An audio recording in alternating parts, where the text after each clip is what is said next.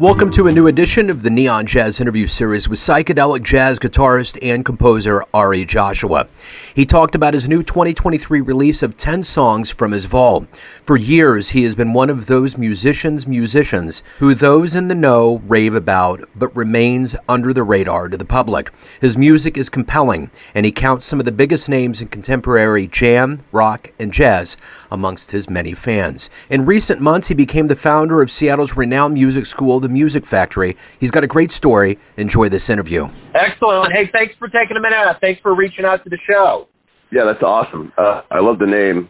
So, hey, man, it's great to meet you. Thank you for, again, reaching out, taking a minute out. Before we get into the music, I want to, especially now with it being March, all the memories of 2020 come back, and I'm curious, how did you survive COVID, and how does it change the way that you approach things now?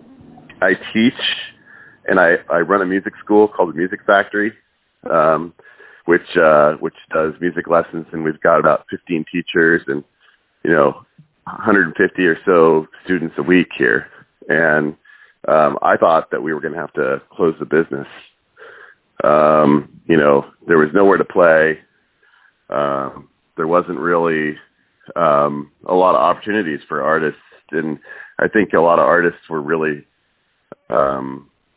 like they normally do, got the short end of the stick. A lot of companies got bailouts and didn't have that help. And so, but what happened was we ended up shifting our music online, and about 90% of our students stayed with us, all the way through. And it showed me, how important music is, both in times of crisis and also when things are going well. But when people had to pare down and figure out what they're going to do with their time, actually that's sort of like the perfect time to be focusing on learning music and playing music. So we ended up making it through without needing ourselves to get bailed out or anything. And now I've kind of learned that there's a lot of opportunities out there.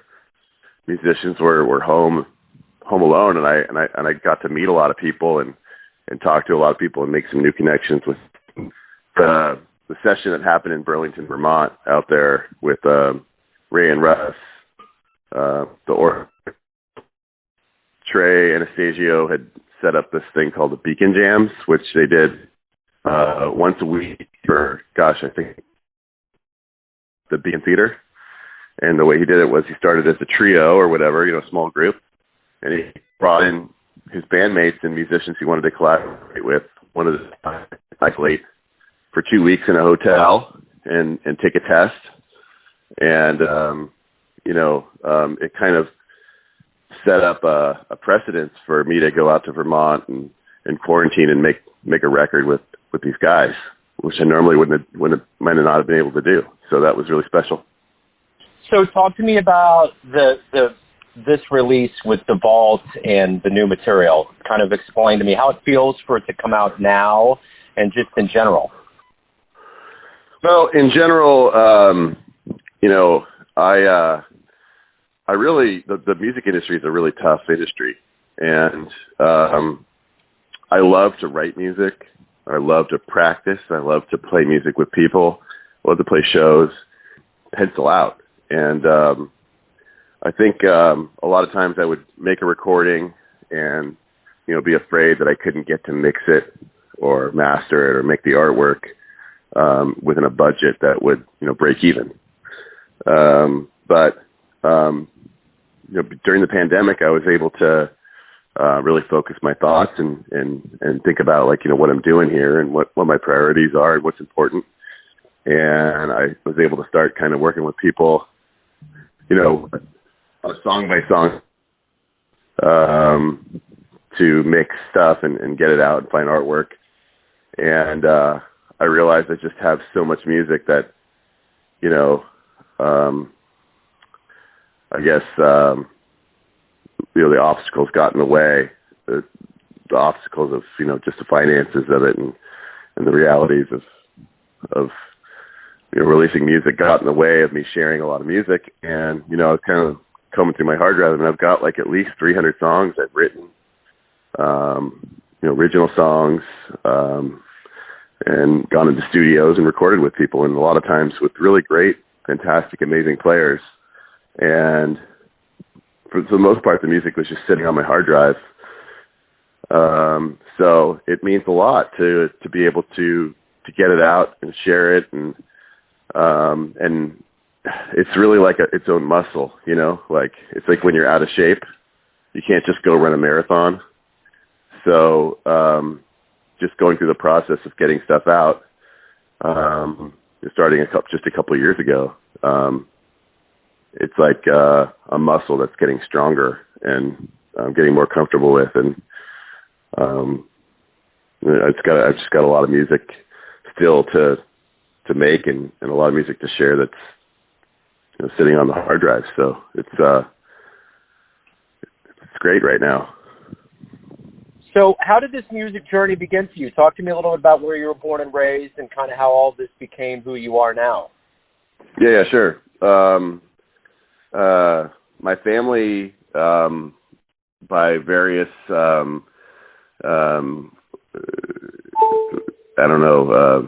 result of fate and just various circumstances, ended up in Cape Town, South Africa. Both my grandparents were there. My parents were both born there, and so yeah, I was born in South Africa, and my grandfather played a little bit of, but he was and that's on my mom's side. My grandfather, my dad's side, who actually didn't meet, studied music in Germany, and was like a singer, actually like a cantorial singer. So he sort of on the spiritual side. And my folks didn't want me and my sister to be raised in apartheid, and they moved us to the States, and we moved around the East Coast for a couple of years, and we ended up in Seattle. And Seattle just happens to be like a wonderful place for kids, for young people to get into music. I ended up in the jazz band, and growing up at a time when a lot of the jazz legends were still, walking the earth, and we would always go down to Jazz Alley and check out whoever's in town. And we spent about an hour a day basically playing Ellington and Count Basie. And every summer we would go somewhere. We would either go for a tour of Mexico or Europe and play festivals, and got to see all the just legendary jazz musicians. And at the same time, that was also during the 90s when Nirvana and Pearl Jam and Soundgarden were making huge waves out of the city that I was in, and I was exposed to a lot of that. And the music industry just looked really promising at that time, and it just looked like a wonderful direction to go in with life. So, in this journey as a musician, what's the best part of it? What do you like the best about it? I think the best part about being a musician is the purpose. You're, aligning your life with something that you're passionate about, that gives you a sense of purpose. And there's a certain kind of gratification, I think, in knowing that you've chosen to use your time, and not just your free time, not just your extra time, but to really focus your daily grind on something that you believe in. And I think everyone's different, but for me, the biggest joys come in knowing that I'm making something that could potentially resonate with other people, or I'm sharing sharing knowledge about, or growing something that I really believe in, with my heart. So, If you could go back in time, get into a Jazz DeLorean and see any show anywhere, who are you going to go see? Where are you going? If I could go in a DeLorean, I mean, like, first thing that comes to mind would be like the Village Vanguard, watching Coltrane with his, quartet, with Alvin Jones and McCoy Tyner and maybe Reggie Workman on bass. Reggie was one of my teachers at New School. Just to be in that room, I think Coltrane was, he's on the highest order of what could be possible for a human alive on this planet.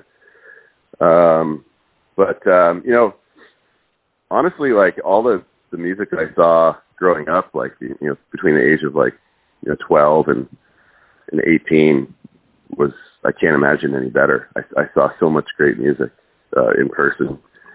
But yeah, I mean, I'd say Coltrane. Maybe being able to see Jimi Hendrix, just to kind of see that he's really just a human. So everyone out there has a perception of you, an idea of who they think you are, your family, your friends, your fans, but ultimately you live your life. What's your perception of you? Who do you think you are? Wow, incredibly passionate about what they're doing and that cares so deeply about this art form and about and being connected with people. And I think a lot of times my passion and my perspective on how things work just get misinterpreted by people. Ultimately, I just really am someone who just loves the music and loves playing with great players and loves to find ways to resonate with people. So, Ari, if anyone out there wants to pick up the new material from the Vault, anything else that you've put out, learn about live shows, anything revolving around your world, where do they go? You can go to arijoshua.com, which is kind of always a work in progress. Also you can go to any of the streaming services. We've got, as far as things to keep your eyeballs on that I'm excited about, I just released Meeting of the Minds, which is featuring John Medeski and Billy Martin and my buddy Jason Fraticelli from school. And that's like kind of an experimental quartet recording. And again, more music from that coming from the Vault as well. But I also have 3 releases coming on Color Red with Skerrick and Delvon Lamar on organ and Grant Schroff on drums. It's like some super funky, groovy stuff. And I got another collaboration that has drummer John Kimhoff and finding a stride. So it's kind of looking like 1 to 2 releases a month right now. And going to the streaming service is great, but I think if you can go to Bandcamp and actually buy the stuff, that's the best place to support artists right now. Cool. Ari, man, it's been great to get to know you. Thank you for opening up. I really appreciate it. Good luck with everything. Oh, yeah. Thank you so much. I'm super appreciative. Thanks for what you do. Thanks for listening and tuning in to another Neon Jazz interview, where we give you a bit of insight into the finest players in South Africa, Seattle, Kansas City, and spots all over the world, giving fans all that jazz. Thanks to Ari for his time, music, and story. If you want to hear more interviews, Neon Jazz Archives can be found at YouTube. Subscribe to us there, and at Apple Podcasts and Spotify. And for everything Neon Jazz, go to the neonjazz.blogspot.com. Until next time, enjoy the jazz, my friends.